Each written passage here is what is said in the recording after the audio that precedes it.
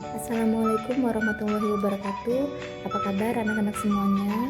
Semoga dalam keadaan sehat walafiat dan dalam lindungan Tuhan Yang Maha Esa. Tidak terasa kita sudah menjalani pembelajaran secara online selama 2 minggu lebih.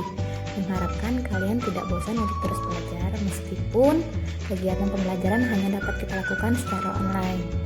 Baiklah, pada pertemuan sebelumnya telah kalian pelajari materi tentang semangat dan komitmen kebangsaan pendiri negara, di mana pada video sebelumnya sudah mencontohkan dengan singkat cerita tentang perjuangan 3 pendiri negara, yakni Insinyur Soekarno, Muhammad Hatta, dan Sultan Syahrir. Pertemuan kali ini tema kita masih sama, yaitu memperkuat komitmen kebangsaan dengan materi yang berbeda, yang berjudul bentuk-bentuk dan komitmen kebangsaan yang ditunjukkan pendiri negara. Sebelum pelajaran dimulai, marilah alangkah baiknya apabila kita mulai dengan berdoa terlebih dahulu. Silakan untuk berdoa menurut agama dan kepercayaan masing-masing.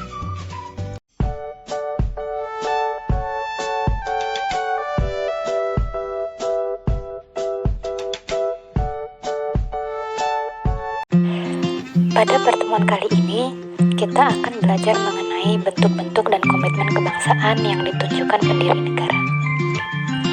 Indonesia melalui masa 5 periode. Kita dapat belajar mengenai bentuk dan komitmen kebangsaan pada setiap periodenya.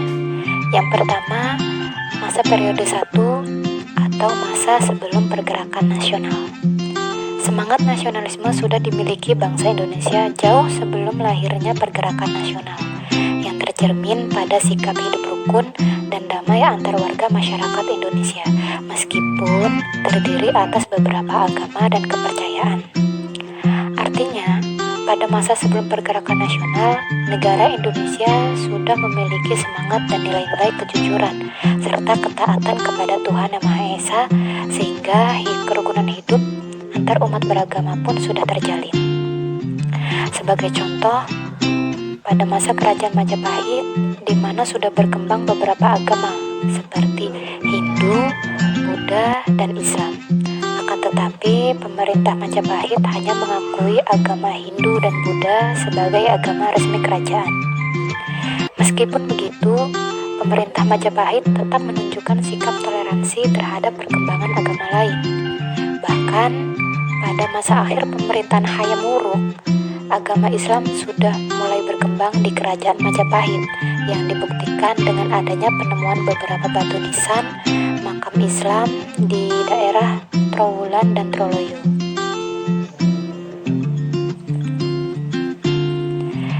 Raja Majapahit berusaha agar ketentraman masyarakatnya dapat berjalan dengan baik. Ini dilukiskan oleh Empu Tantular dalam kitab Sutasoma dengan kalimat Bhinneka Tunggal Ika, yang berarti berbeda-beda tetapi tetap satu jua. Kerajaan Majapahit merupakan cikal bakal negara Indonesia. Sumpah Palapa yang dikumandangkan Gajah Mada merupakan bukti semangat yang kuat dalam menggapai cita-cita Majapahit untuk mempersatukan Nusantara. Satu persatu wilayah Nusantara dapat dipersatukan dalam wilayah kekuasaan Majapahit. Dalam kitab Negara Kertagama secara jelas disebutkan daerah-daerah yang masuk wilayah kekuasaan Majapahit, yaitu Jawa, Sumatera, Kalimantan, Nusa Tenggara, Sulawesi, Maluku, Papua, Semenanjung Malaka, dan daerah-daerah sekitarnya. Yang kedua, masa periode 2 atau masa pergerakan nasional. Masa pergerakan nasional Indonesia ditandai dengan munculnya organisasi-organisasi yang dibentuk oleh kaum intelektual sebagai bentuk perlawanan terhadap pemerintah kolonial Belanda. Materi mengenai pergerakan nasional ini telah matang kita pelajari sebelumnya di awal semester. Saat ini, Mem akan mengulang kembali agar kalian semua semakin memahami materi ini. Masa pergerakan nasional diawali oleh mahasiswa Stovia yang menjadi pelopor berdirinya organisasi pergerakan nasional pertama, yaitu Budi Utomo. Semangat nasionalisme yang dimiliki oleh para tokoh pergerakan nasional merupakan salah satu bentuk komitmen kebangsaan. Mem akan berikan contoh organisasi pada masa pergerakan nasional yang mencerminkan semangat kebangsaan. Organisasi yang pertama adalah Budi Utomo. Organisasi Budi Utomo lebih cenderung untuk memajukan pendidikan dan kebudayaan. Aktivitasnya dianggap tidak berbahaya oleh pemerintah kolonial Belanda, sehingga Budi Utomo diakui sebagai badan hukum dan mendapat pengesahan dari pemerintah Belanda. Setelah mendapat pengakuan dari Belanda, Budi Utomo secara rutin memberi usul kepada pemerintah Belanda. Usulan yang pertama adalah meningkatkan taraf pendidikan bagi penduduk pribumi dan priai. Yang kedua, menyediakan beasiswa bagi pelajar pribumi. Yang ketiga, menambah sekolah-sekolah pertanian. Yang keempat, mendirikan sekolah kejuruan bagi penduduk pribumi. Yang kelima, memajukan sistem pendidikan bagi sekolah dokter Jawa atau Stovia. Tokoh di balik berdirinya Budi Utomo ini adalah Dr. Wahidin Sudirohusodo dan Dr. Sutomo. Bentuk semangat kebangsaan Dr. Wahidin ditunjukkan dengan mengajak tokoh-tokoh masyarakat untuk menghimpun dana pelajar. Dana yang terkumpul akan digunakan untuk menolong pemuda-pemuda yang cerdas tetapi tidak mampu melanjutkan sekolah. Dan pada tahun 1907, Dr. Wahidin Sudirohusodo mengunjungi Stovia di Jakarta untuk memberikan motivasi, gagasan, dan semangat kepada para pelajar untuk mendirikan organisasi dengan tujuan memajukan pendidikan dan meningkatkan martabat bangsa. Kemudian tokoh yang kedua adalah Dr. Sutomo. Ia memiliki nama asli Subroto. Pertama kali bertemu dengan Dr. Wahidin saat belajar di Stovia. Adanya semangat dan gagasan dari Dr. Wahidin, semangat nasionalisme Dr. Sutomo pun terpacu. Ia bersama teman-temannya bersatu mendirikan organisasi bernama Budi Utomo.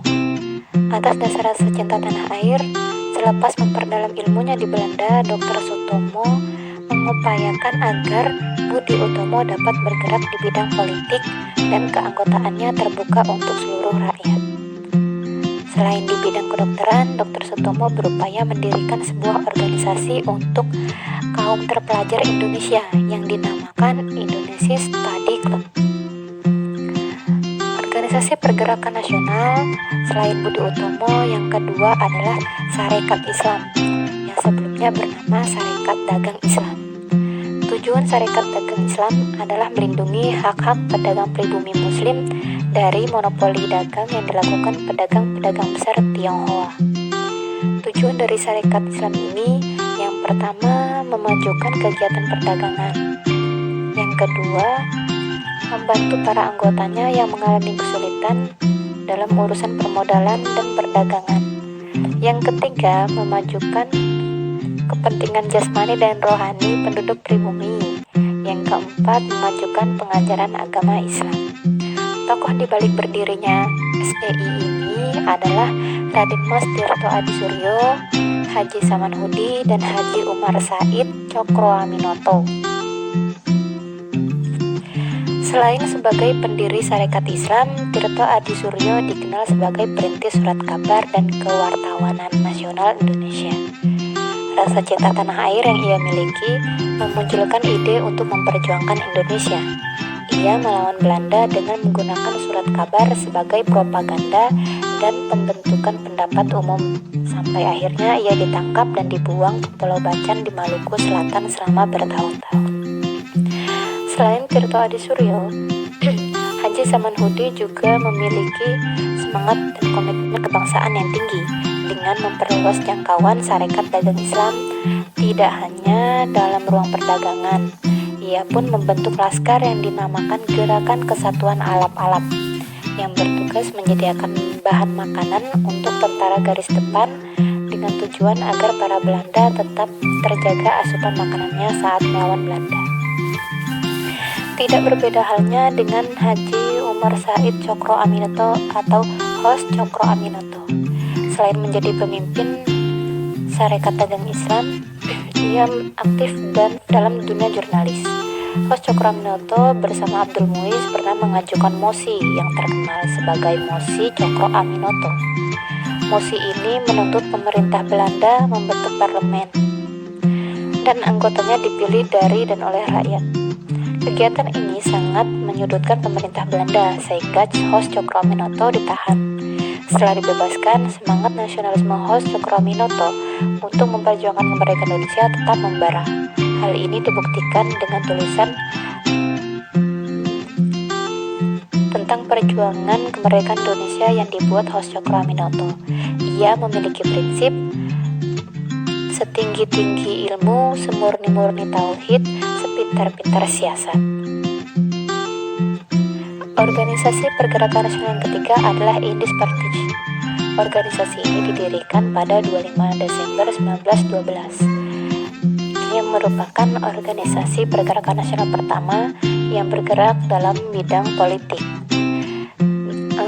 Organisasi Indis Partij ini memiliki tujuan anti kolonial untuk mencapai kemerdekaan. Tokohnya adalah Cipto Mangunkusumo, Suwardi Suryadiningrat atau Ki Hajar Dewantara, dan Ernest Dawes Dekker atau Danu Dirja Setiabudi. Danu Dirja Setiabudi memiliki jiwa nasionalisme untuk memperjuangkan kemerdekaan Indonesia dengan cara mendirikan organisasi Indis Partij. Adapun Dr. Cipto Mangunkusumo selain mendirikan Indis Partij, semangat dan komitmen kebangsaan yang ditunjukkan dengan membuat tulisan-tulisan berupa kritikan kepada pemerintah Belanda, membuka praktek dokter untuk kesehatan rakyat, serta membuat tempat berkumpul berdiskusi dan berdebat untuk para tokoh pergerakan nasional. Selain itu, Suwardi Suryadiningrat atau Ki Hajar Dewantara juga menunjukkan semangat dan komitmen kebangsaan melalui pembentukan organisasi Indis Partij dan tulisan-tulisan yang mengkritik pemerintah Belanda. Akibat kritikan yang dilancarkan, pemerintah kolonial Belanda menjatuhkan hukuman penjara kepada ketiga tokoh tersebut dan dibuang di pulau terluar Indonesia. Selain organisasi yang telah sebutkan, terdapat juga organisasi-organisasi kedaerahan yang dibentuk oleh para tokoh pergerakan nasional. Tetapi organisasi kedaerahan ini kemudian melebur menjadi satu wadah melalui Kongres Pemuda. Dan pada Kongres Pemuda yang kedua, beberapa keputusan menunjukkan rasa nasionalisme yang menjiwai seluruh pemuda Indonesia. Keputusannya yang pertama, lagu Indonesia Raya ditetapkan sebagai lagu kebangsaan nasional. Keputusan yang kedua, bendera merah putih ditetapkan sebagai bendera Indonesia. Keputusan yang ketiga, pengucapan ikrar Sumpah Pemuda yang isinya telah kalian hafal dan paham pada bab sebelumnya. Yang ketiga, masa periode 3, yaitu masa proklamasi dan perang kemerdekaan. Pada periode ini, Mem akan sedikit menceritakan sejarah singkat peristiwa sebelum proklamasi. Jadi, lahirnya NKRI terbuka setelah Jepang menyerah tanpa syarat kepada sekutu. Peristiwa tersebut mendorong terjadinya peristiwa Rengas Dengklok. Peristiwa Rengas Dengklok merupakan peristiwa pengamanan atau pengasingan Soekarno dan Hatta agar tidak terpengaruh oleh Jepang. Golongan muda mendesak Soekarno agar memenuhi keinginan rakyat Indonesia untuk memproklamasikan kemerdekaan dengan kekuatan bangsa Indonesia sendiri. Perumusan naskah proklamasi dilaksanakan pada 16 Agustus 1945 di Rumah Laksamana Maeda, Jakarta. Naskah proklamasi ditandatangani oleh Soekarno dan Hatta atas nama bangsa Indonesia, yang merupakan saran dari Soekarni. Soekarni adalah salah satu pemimpin golongan pemuda. Teks proklamasi diketik oleh Sayuti Melik dengan beberapa perubahan. Teks proklamasi dibacakan pada hari Jumat pukul 10 di depan rumah Soekarno, Jalan Pegangsaan Timur, nomor 56, Jakarta. Soekarno didampingi Muhammad Hatta membacakan teks proklamasi, dan bendera Sang Saka Merah Putih dikibarkan oleh Suhut dan Latif Hendra Ningrat dengan iringan lagu Indonesia Raya oleh rakyat Indonesia yang hadir. Teks proklamasi terdiri atas 2 alinea. Alinea pertama mengandung makna pernyataan kepada dunia bahwa Indonesia telah merdeka. Adapun makna alinea kedua adalah pemindahan kekuasaan pemerintah harus dilakukan secara hati-hati dan penuh perhitungan, sehingga tidak menyebabkan pertumpahan darah. Mari kita simak bersama pembacaan teks proklamasi yang dibacakan oleh Insinyur Soekarno pada tanggal 17 Agustus 1945. Proklamasi. Kami, bangsa Indonesia, dengan ini menyatakan kemerdekaan Indonesia. Hal-hal yang mengenai pemindahan kekuasaan dan lain-lain diselenggarakan dengan cara saksama dan dalam tempo yang sesingkat-singkatnya. Jakarta, 17 Agustus 1945, atas nama bangsa Indonesia, Soekarno-Hatta. Yang keempat, pada masa periode 4 atau masa perjuangan mempertahankan kemerdekaan. Jadi, setelah berhasil memproklamasikan kemerdekaan, Indonesia memiliki dua masalah besar dalam bidang politik. Pertama, tentara sekutu membantu Belanda menanamkan kembali kekuasaannya di Indonesia. Yang kedua, Belanda mempropagandakan kepada dunia internasional bahwa kemerdekaan Indonesia merupakan hadiah Jepang. Ada dua bentuk perjuangan bangsa Indonesia dalam mempertahankan kemerdekaan. Yang pertama, perjuangan dengan mengangkat senjata. Kedatangan pasukan sekutu dan Belanda menyadarkan rakyat Indonesia bahwa perjuangan akan lebih berat dan lebih keras. Adanya keinginan Belanda berkuasa di Indonesia kembali menimbulkan pertentangan yang memicu pertempuran di berbagai daerah Indonesia untuk mempertahankan NKRI, yakni dengan mengangkat senjata. Upaya ini dilakukan di berbagai daerah seperti Surabaya, Bandung, Ambarawa, Medan, Manado, Bali, Surakarta, dan Cirebon.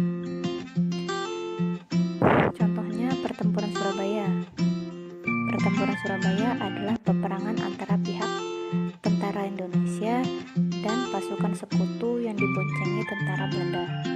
Saat itu tentara sekutu dipimpin oleh Brigadir Jenderal Malabi. Peristiwa besar itu terjadi pada 10 November 1945. Ini merupakan perang pertama terbesar dan terberat setelah proklamasi kemerdekaan Indonesia dalam sejarah revolusi nasional. Perang ini sekaligus sebagai simbol nasional atas perlawanan Indonesia terhadap kolonialisme. Dan pada 28 Oktober 1945 terjadi insiden di internasional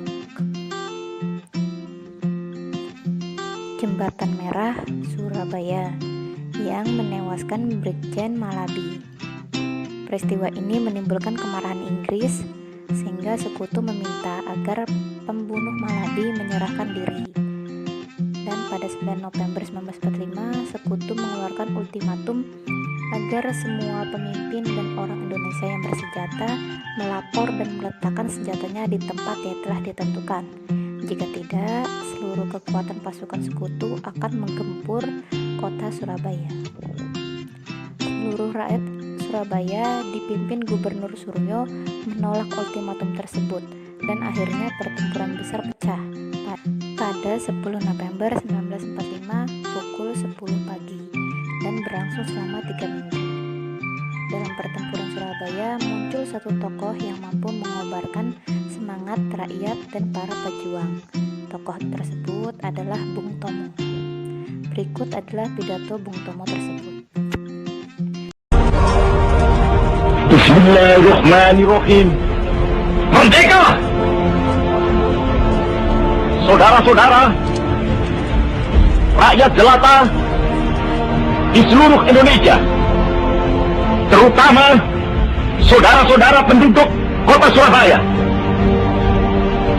kita semuanya telah mengetahui bahwa hari ini tentara Inggris telah menyebarkan pamflet-pamflet yang memberikan suatu ancaman kepada kita semua. kita diwajibkan untuk dalam waktu yang mereka tentukan menyerahkan senjata-senjata yang telah kita rebut dari tangannya tentara Jepang. Mereka telah minta supaya kita datang pada mereka itu dengan mengangkat tangan. Mereka telah minta supaya kita semua datang pada mereka itu dengan membawa bendera putih, tanda bahwa kita menyerah kepada mereka. Saudara-saudara, di dalam pertempuran yang lampau, kita sekalian telah menunjukkan bahwa rakyat Indonesia di Surabaya, pemuda-pemuda yang berasal dari Maluku, pemuda-pemuda yang berasal dari Sulawesi, pemuda-pemuda yang berasal dari Pulau Bali, pemuda-pemuda yang berasal dari Kalimantan, pemuda-pemuda dari seluruh Sumatera, pemuda Aceh, pemuda Tapanuli, dan seluruh pemuda Indonesia yang ada di Surabaya ini, di dalam pasukan-pasukan mereka masing-masing, dengan pasukan-pasukan rakyat yang dibentuk di kampung-kampung, telah menunjukkan satu kekuatan sehingga mereka itu terjepit di mana-mana. Hanya karena taktik yang licik daripada mereka itu, saudara-saudara, dengan mendatangkan presiden dan pemimpin-pemimpin lainnya ke Surabaya ini, maka kita tunduk untuk memberhentikan pertempuran. Tetapi pada masa itu mereka telah memperkuat diri, dan setelah kuat, sekarang inilah keadaannya. Saudara-saudara, kita semuanya, kita bangsa Indonesia yang ada di Surabaya ini, akan menerima tantangan tentara Inggris itu. Dan kalau pimpinan tentara Inggris yang ada di Surabaya ingin mendengarkan jawaban rakyat Indonesia, ingin mendengarkan jawaban seluruh pemuda Indonesia yang ada di Surabaya ini, dengarkanlah ini, tentara Inggris. Ini jawaban kita. Ini jawaban rakyat Surabaya. Kau menghendaki bahwa kita ini akan membawa bendera putih untuk takluk kepadamu. Kau menyuruh kita mengangkat tangan datang kepadamu. Kau menyuruh kita membawa senjata-senjata yang telah kita rampas dari tentara Jepang untuk diserahkan kepadamu. Tuntutan itu, walaupun kita tahu bahwa kau akan mengancam kita untuk menggempur kita dengan seluruh kekuatan yang ada, tetapi inilah jawaban kita. Selama banteng-banteng Indonesia masih mempunyai darah merah yang dapat memiliki tarik dan putih, merah dan putih, maka selama itu kita mau menyerah kepada siapa saudara rakyat Surabaya. Siapa? Keadaan genting. Tetapi saya peringatkan sekali lagi, jangan mulai menembak. Baru kalau kita ditembak, maka kita akan ganti menyerang mereka itu. Kita tunjukkan bahwa kita ini adalah benar-benar orang yang ingin merdeka. Dan untuk kita, saudara-saudara, lebih baik kita hancur lebur daripada tidak merdeka. Sebab yang kita tetap merdeka atau mati. Dan kita yakin, saudara-saudara, pada akhirnya pastilah kemenangan akan jatuh ke tangan kita. Sebab Allah selalu berada di pihak yang benar. Percayalah, saudara, atau mati. Dan kita yakin, saudara-saudara, pada akhirnya pastilah kemenangan akan jatuh ke tangan kita. Sebab Allah selalu berada di pihak yang benar. Percayalah, saudara-saudara, Tuhan akan melindungi kita sekalian. Allahu Akbar, Allahu Akbar, Allahu Akbar. Merdeka! Pidato Bung Tomo mengiringi perjuangan arek-arek Surabaya dalam mempertahankan NKRI untuk mengenang kepahlawanan rakyat Surabaya, maka 10 November diperingati sebagai Hari Pahlawan. Kegigihan pejuang Indonesia juga tampak pada pertempuran di daerah-daerah lainnya.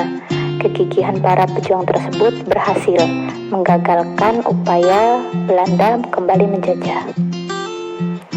Yang kedua adalah perjuangan di bidang politik melalui diplomasi.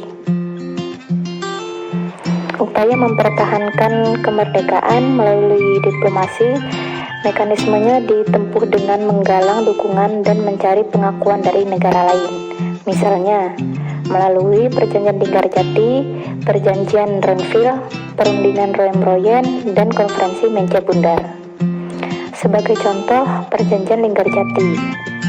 Perjanjian Linggarjati ditandatangani oleh delegasi Indonesia yang diwakili oleh Sultan Syahrir dan delegasi Belanda diwakili oleh tim yang disebut Komisi Jenderal. dipimpin oleh Schermerhorn dengan anggota Van Mook. Ada 17 pasal hasil dari perundingan Linggarjati. 17 pasal tersebut berisi tentang Belanda mengakui secara de facto wilayah Republik Indonesia, yaitu Jawa, Sumatera, dan Madura. Yang kedua, Belanda harus meninggalkan wilayah Republik Indonesia paling lambat 1 Januari 1949. Yang ketiga, pihak Belanda dan Indonesia sepakat membentuk negara Republik Indonesia Serikat. Yang keempat, dalam bentuk KRIS, Indonesia harus tergabung dalam Persemakmuran Indonesia Belanda dengan mahkota negeri Belanda sebagai kepala uni. Nah, melalui upaya diplomasi seperti perjanjian, perundingan, konferensi, dan mengangkat senjata, akhirnya Belanda dapat diusir dari bumi Indonesia. Yang terakhir adalah masa periode 5 atau masa perjuangan mengisi kemerdekaan. Sebelumnya, apakah kalian hafal lagu yang berjudul Satu Nusa Satu Bangsa? Ya, lagu tersebut menyadarkan seluruh rakyat Indonesia di berbagai daerah di pelosok negeri bahwa kita satu. Kebanggaan terhadap daerah masing-masing harus terus dipupuk tanpa memberi kesempatan tumbuhnya benih etnosentrisme atau sikap yang menganggap suku bangsanya lebih tinggi daripada suku lain. Kesadaran atas satu kesatuan Indonesia merupakan wujud upaya mengisi kemerdekaan.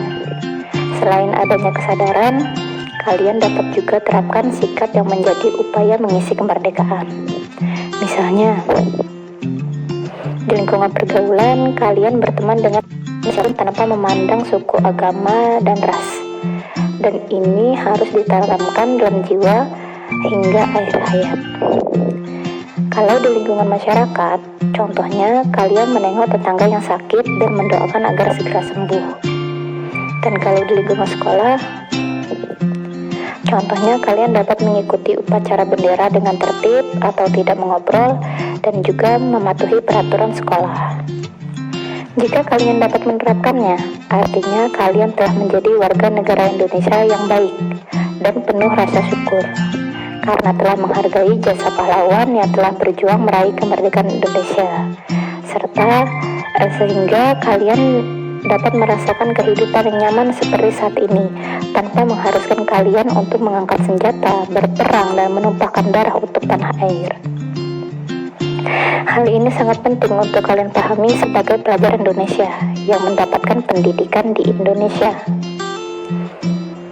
Wujud syukur, komitmen, serta rasa cinta tanah air dapat kalian wujudkan dalam bentuk belajar dengan giat, yang artinya bukan hanya datang ke sekolah tanpa niat dan tujuan, atau hanya duduk, diam, dengarkan, lalu pulang.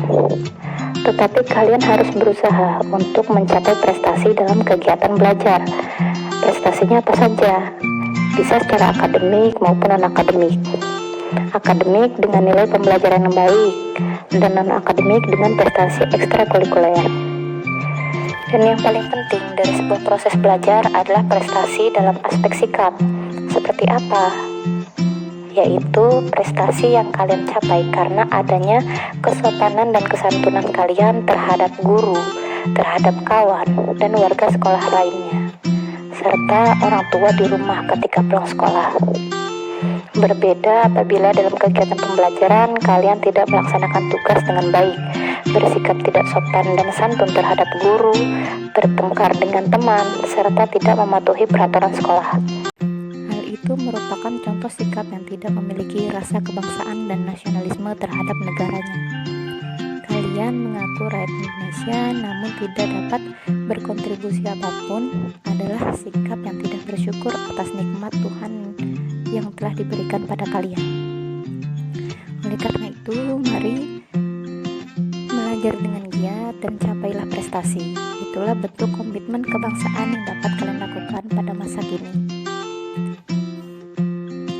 Demikianlah telah menjelaskan, semoga dapat kalian pahami dengan baik dan dan dapat kalian terapkan dengan penuh kesadaran serta tanggung jawab, marilah tutup waktu belajar kalian dengan berdoa agar ilmunya bermanfaat dan dimudahkan dalam memahami maupun mengamalkan.